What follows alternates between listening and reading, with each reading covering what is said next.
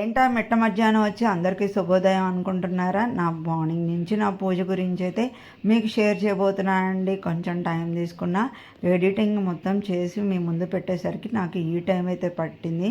అందరికీ పండు తాంబూలం అయితే ఇవ్వాలి అనుకున్నాను, కానీ కొంచెం కుదరలేదు. సో అది స్కిప్ ఆన్ చేసేసుకున్నాను. నేను ఎప్పుడైనా అంతే అండి, నాకు ఇదే కావాలని కూర్చుంటే అస్సలు కుదరదు.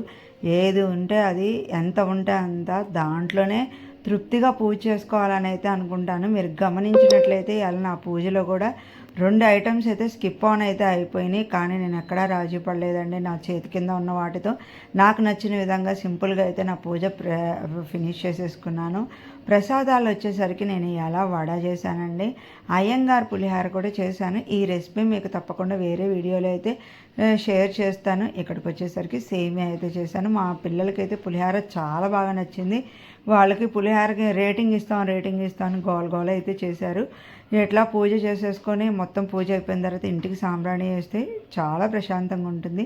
నా బ్రేక్ఫాస్ట్ వచ్చేసరికి పెట్టుకున్నాను నేను పులిహార విత్ కోకోనట్ చట్నీ. నాకు మస్ట్ ట్రై కాంబో, పచ్చిమిరకాయల పచ్చడి విత్ గారా.